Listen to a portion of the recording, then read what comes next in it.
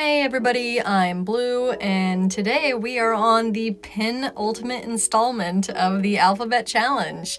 And I'm really excited both to get this done and find new and exciting projects to work on, and also just to say that I completed it, put a little bow on it.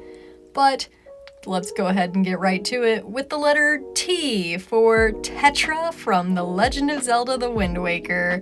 I've talked about this game a little bit before, but until recently, it absolutely was my favorite game of all time. And inarguably, it's what got me interested in pirates.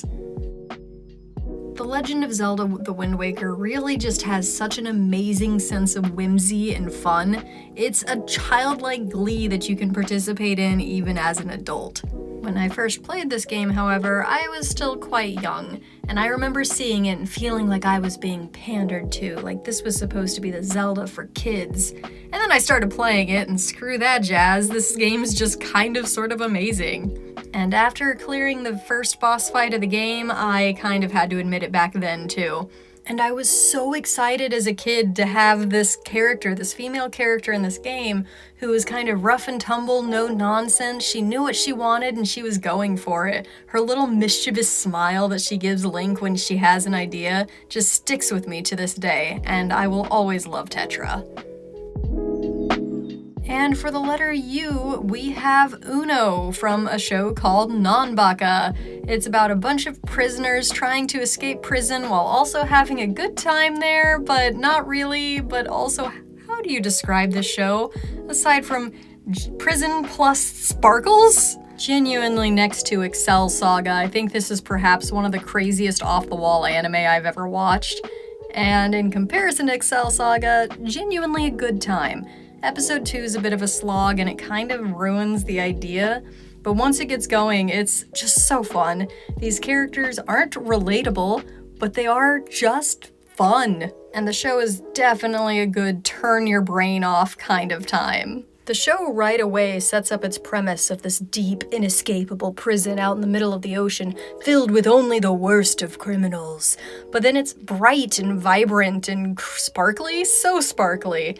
And it's just interesting that they'd put these two concepts together side by side to let you know we're not in for a serious time, we're in for a fun time. Just like drawing this was such a fun time, it was nice to get to play with really vibrant colors. Oh, and just one more thing on Uno real quick.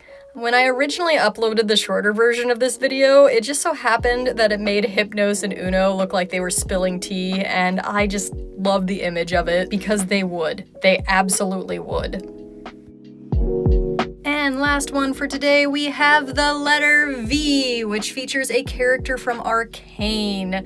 And if you haven't heard about this series, are you living under a rock? This is one of the most beautiful animated series I have ever seen in my life, with some amazing voice acting, some wonderful themes, and just some really well-rounded, heavy concepts handled with dignity and grace.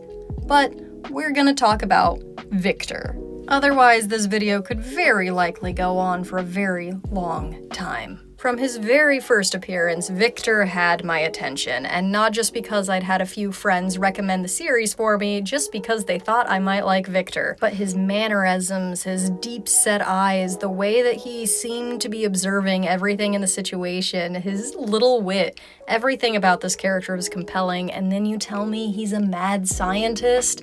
Yeah, no, there's no doubt about it, this character was bound to be my favorite. But as with any character from Arcane, the style is just really daunting for me. As somebody who doesn't do that much of detailed art, doesn't do a whole lot of realistic shading, I was totally at a loss on how to do this, which is why I saved Victor for last, because I really wanted to spend as much time as possible trying to imitate the Arcane style.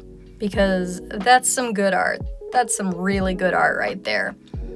But as I tried and fumbled around, trying a couple of different blending techniques that I'd never used before, I started running out of time, which is kind of unfortunately in character now that I think about it. Still, I refused to give up until I could say that I gave it my best effort. And if nothing else, I mean, the eyes are pretty darn good. I like how they turned out. I was also fascinated cherry-picking colors off of the art to see how much red was actually in his eyes, despite the fact that they're gold. Color theory still eludes me, but I love seeing it work. And if there's a character that deserves a little bit of stubbornness and refusing to let go, it's Victor. But alas, at this point in the process, I realized that the time limit was drawing ever closer, and I was gonna need to figure out a way to redo this drawing in such a way that I could actually post it and finish it in time, because this wasn't happening.